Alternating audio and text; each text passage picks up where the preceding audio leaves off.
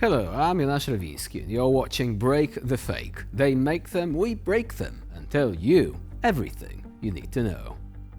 Once again, Dmitry Peskov, the Kremlin's most reliable spin doctor, graces or disgraces us with his latest pearls of wisdom. Apparently, Ukraine's victory plan could lead to a direct conflict between NATO and Russia.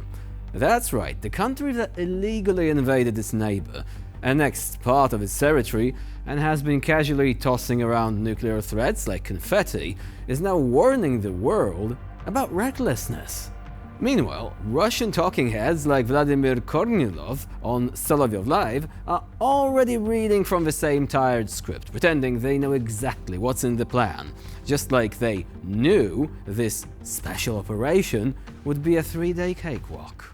А вот два последних пункта, я смотрю, даже не решаются перевести некоторые западные агентства. Они не верят, похоже, в то, что это мог сказать лидер демократического, ну они так уверяют же, да, законный лидер демократического государства.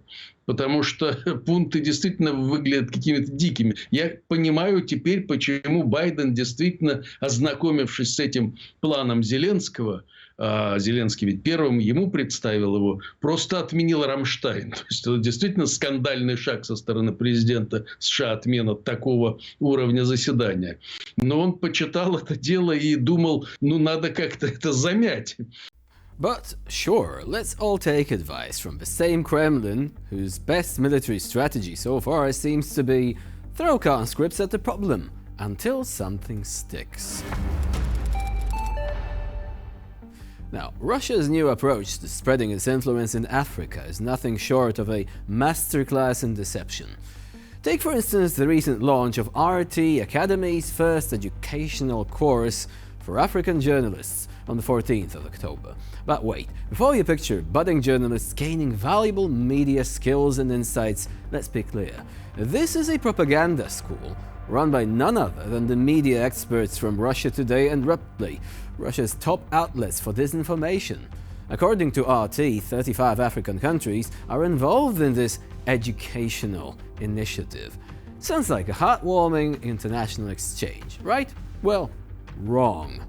In reality, through these media projects, Russia is trying to infiltrate the African media landscape by grooming journalists to spread pro-Russian narratives after returning home. And this isn't just a one-off initiative either. Russia's playbook is packed with these charming cultural collaborations. They have been opening Russian houses across Africa. You know, the ones that are supposedly cultural centers, but are actually fronts for information operations aimed at brainwashing the public with Kremlin-approved content. But Russia isn't stopping there. It has also signed a memorandum with Egypt's Sada El-Balad TV, ensuring that the voices of Russian officials and manipulative materials in Ukraine are broadcast to the masses. And just when you thought it couldn't get any more absurd, there is the trial held in Mali, where in a mock court, President Zelensky was, and I quote, executed and burned. Yes, you heard that right. This is the level of propaganda Russia is pushing in African nations, making it painfully clear that Moscow's so-called cultural exchanges are nothing more than a thinly veiled attempt to spread its toxic narrative across continents.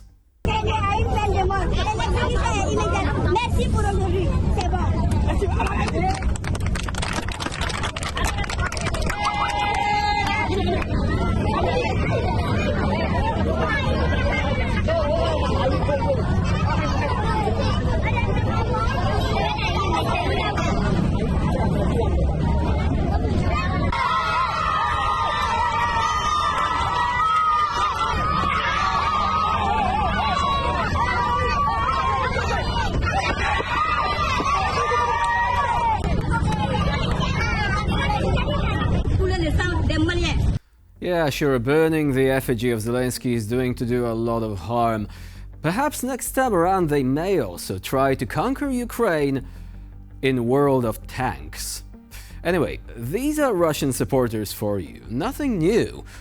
While we are living in 2024, they want to burn people. Remember this next time when Russia accuses others of wanting to cancel its culture. Because to be fair, This is the one case where cancellation is exactly what we need, unless we want a Russian propaganda overdose 24/7.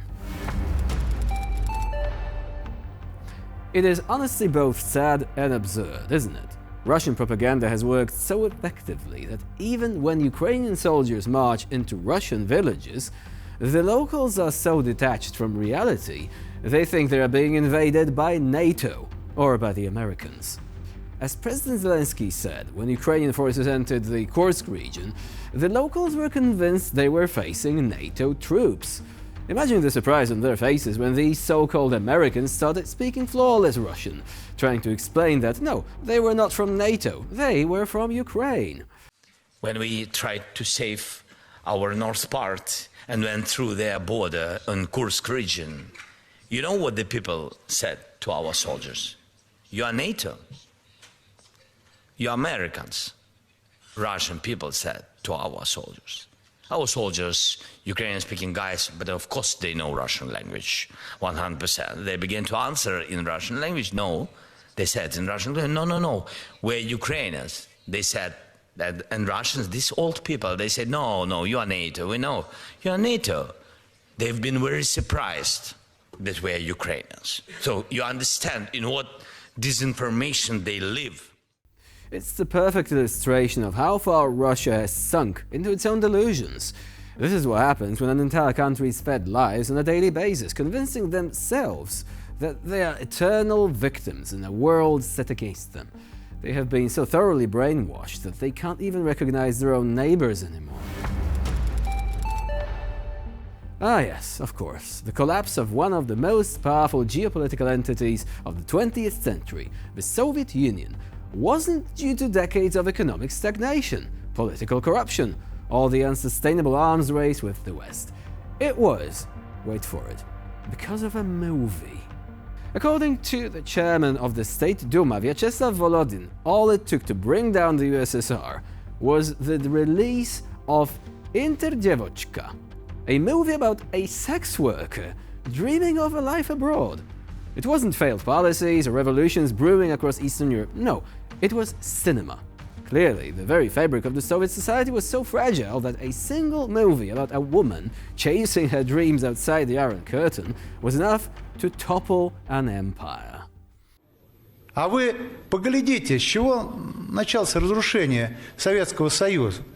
Еще во времена ЦК КПСС в 1989 году вышел фильм «Интердевочка». Все рукоплескали, очереди в кинотеатрах. Секретари ЦК ходили, смотрели. Итог – страны не стало. Now, this claim would be laughable if it wasn't so absurd. Instead of engaging with real historical complexities, Volodin has once again demonstrated Russia's tendency to reduce major global events to superficial incidents in an effort to cast themselves as victims. Next, we'll probably hear how Star Wars was actually a documentary that predicted the fall of communism. And with this, we conclude this episode of Break the Fake. Please stay with us here on TVP World for more latest news and updates.